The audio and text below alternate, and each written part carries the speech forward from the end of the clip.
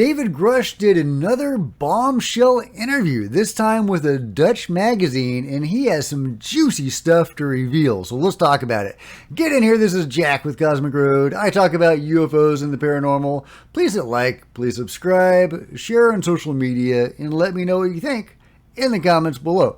By the way, I won't be doing a review of The Secret of Skinwalker Ranch today, but it is a terrific episode, and I highly encourage all of you to see it. There didn't seem to be quite as much interest in those reviews of The Secret of Skinwalker Ranch, but it's really cool. They do this tribal ceremony when they're banging on drums, and not only does the ancient stone spiral light up like a Christmas light, and it heats up when they do this ritual, but two crazy UFOs go behind the mesa just at that moment. So fantastic episode, so I encourage you to go check it out. I love it when native rituals and shamanic magic interact with the phenomenon, because I've had experience with that myself, and I love it. I love it. And I'm glad that, it has been corroborated by more mainstream sources. Okay, moving on to David Grusch. This is, it was in a Dutch magazine, and I got the link to it. People were sending me the link to it very helpfully. Unfortunately, it was behind a paywall. And so I was just like, never mind. But other people have very thoughtfully transcribed it and posted it on Twitter. So here goes. The interviewer asked, "Are you threatened by what you are putting out now?" "I can't comment on that," David Grusch says, "but very unpleasant things have happened, both on a personal and a career level." Well, we know on his personal level, at least one thing, that his house was broken into fairly recently, is my understanding. So we don't know other things, but we have been told by Leslie Kane that it was pretty dire. It was pretty dire. And he may, in a career level, he may have even ended his career over this issue. So, definitely, his career in the military. He's gone into the private sector now. So the question is, why are you ringing the bell? I know, he says, that the U.S. Department of Defense is withholding crucial information from Congress, especially the possession of UAPs and alien remains by our Secret Service. Now, I'm not sure in what context he's using the term Secret Service. To me, that means something very specific. It's a robust organization that is one of their primary duties is to protect the President of the United States.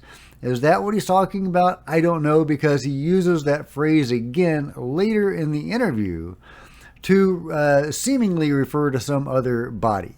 He may be using that as an umbrella term to, intelligence agencies and stuff. So I don't know. Let me know what you think he means by the Secret Service. Is the Secret Service that protects the president actually in possession of alien bodies? Is this possibly a translation error? If it was in Dutch and then it was translated back into English? Let me know what you think. But he goes on, they refuse to share crucial information and deny its existence. It is even criminal to withhold this from your drivers. So the mention of drivers, again, makes me think of Secret Service protecting the president. So, so let me know exactly what you think he means by drivers. He says, that's why I started ringing the bell. And hats off to you, man. I'm so glad you did. I am so glad you did. The question is, how were you able to do that? Do you have some sort of security clearance? Answer: this is partly due to the NDAA Whistleblower Act, which guarantees the protection of whistleblowers. I filed a complaint in May 2022 and had an intelligence officer testimonial drawn up. How did you get the Inspector General to let you share information about the Mussolini UFO? because this UAP crash happened on Italian soil, and it happened almost 90 years ago. Yes, I believe that was in 1933 that Mussolini and his people got their hands on a UFO, and he brought in the famous Albert Marconi to take a look at it. My belief is that some of that material or knowledge acquired from that material wound up in the Marconi company that is still extant today and is very, very powerful, and even going so far as to, they're like manage energy or something for the UK. I forget exactly, but yeah, they are still around and still very powerful. And there were a string of murders in the Marconi company in the 90s among scientists working on secret projects. Could that have anything to do with UAP technology? Was the Marconi company reverse engineering or working on this stuff? And is that why there were a string of murders? And it could have something to do with what David Grusch has to say coming up soon. The question is, are only America and Italy involved? Answer, no. There are also known cases in Russia, for example. It even resulted in a race with the Russians to see who could master the UAP technology first. So yeah, so he's talked about this before, that there was a Cold War between the U.S.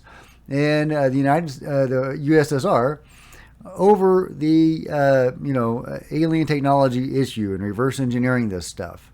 So if the Marconi company had some stuff that they were working on, either in conjunction with one of those two countries or on their own or in conjunction with another company, you can imagine that there could have been some spycraft going on and some, cloak and dagger sort of things going on.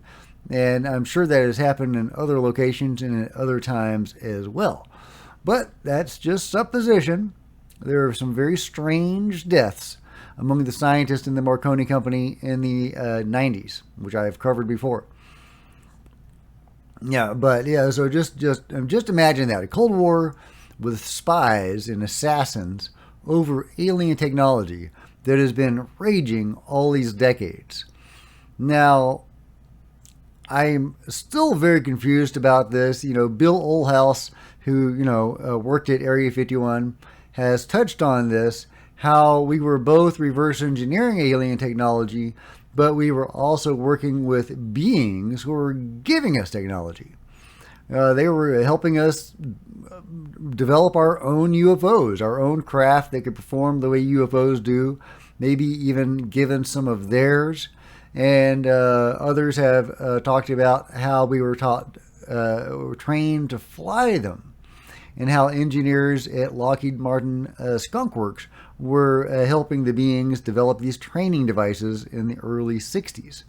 So, if we're being given this technology by the beings, according to these high-level whistleblowers and witnesses who, spoke up toward the end of their lives, why do we need to reverse engineer technology as well? And why are we potentially engaging in cloak and dagger intrigue over it?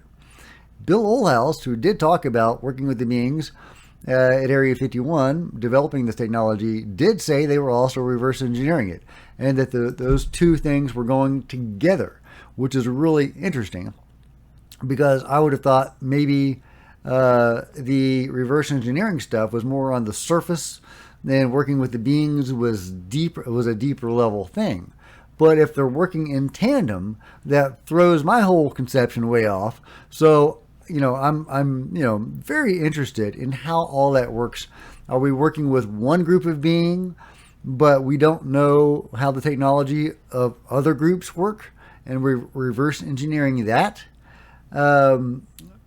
Surely the beings we're working with know how that technology works as well. Why do they need us to reverse engineer this stuff? I don't know, guys. If you have any clue on that, let me know, because I think it's really fascinating. What is the most important thing this UAP technology can offer humanity? Answer from David Grusch: one of the most scandalous facets of withholding the technology is that we could have been generating clean energy for decades, but continue to deliberately pollute the earth with oil. And, it is very interesting because if you study alien abductions and alien contacts, that is the most common refrain that you get from the beings. I've made a great study out of studying what the beings tell people. I think the best glimpse we get beyond the veil of that particular veil, what is going on the other side of the alien agenda, or in the alien world or sphere rather, or the non-humans, extra dimensionals, whatever they are.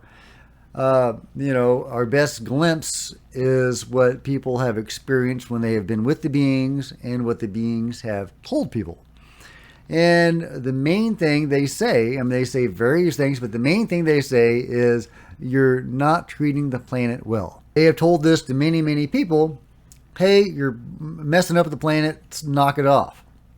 And there was even one really great UFO contactee whose experiences started off very negative, but then they became positive later on, and he would even assist in abductions, who said that he was hooked up to this device that basically brainwashed him to be pro-environment. He was shown images of a beautiful, clean, peaceful, green world. Then he was these devices made him feel just really great and full of love and joy. And then he was shown scenes of pollution and devastation, and he was made to feel just awful, like just really, really bad. So, and apparently they did this repeatedly, and that is responsible for some of the marks on his body with those machines they hooked him up to, and that it may be responsible for some of the marks on other abductees and contactees' bodies.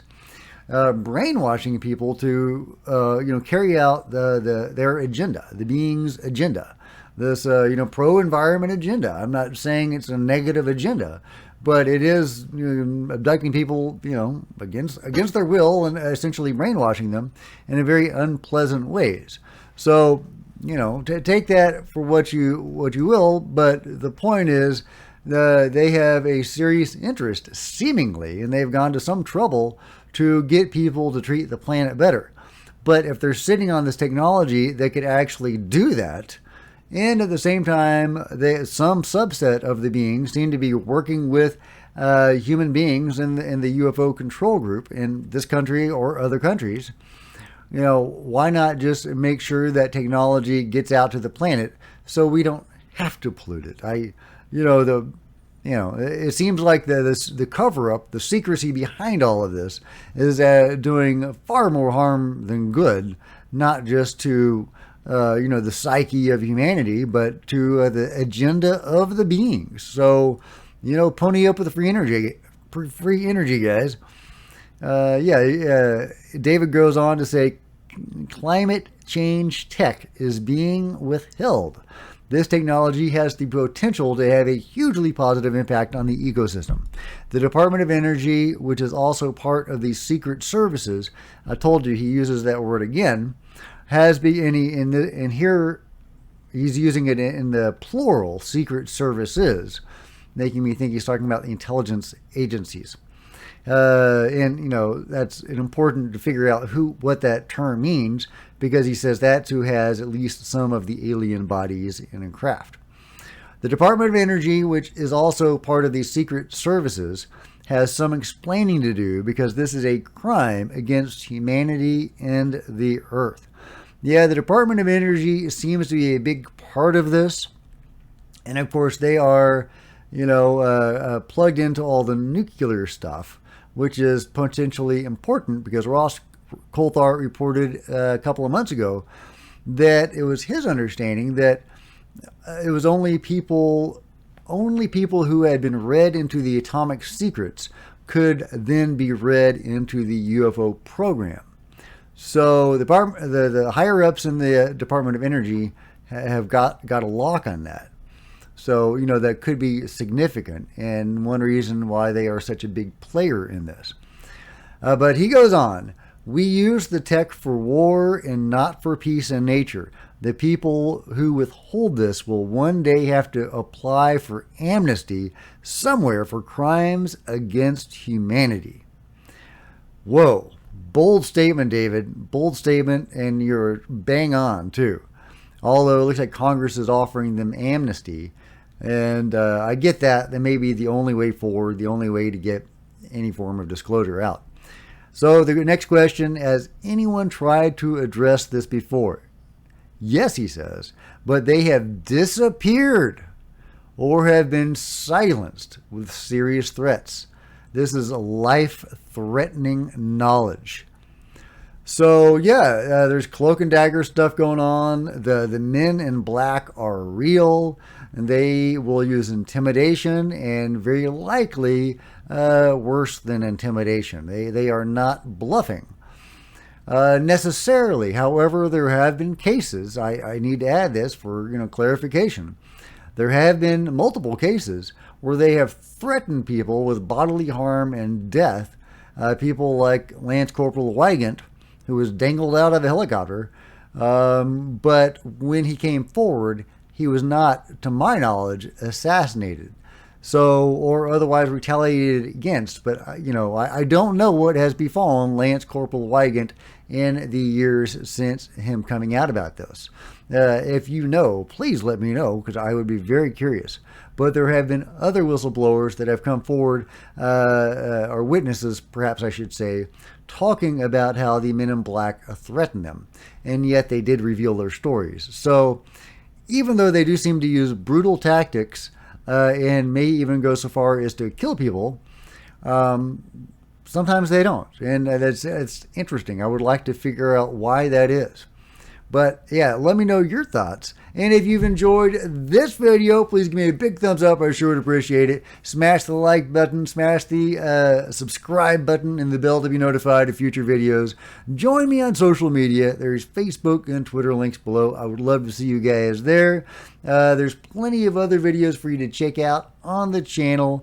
And I'm about to play a book trailer in an effort to get more people to support Cosmic Road, trying to drum up as much monetary incentive for your pal Jack as I can to keep this channel going, to make more videos, and to give you the best quality videos I can make. So if you want to support that, consider leaving a PayPal, consider buying a book, and to that end, here is a trailer for a book.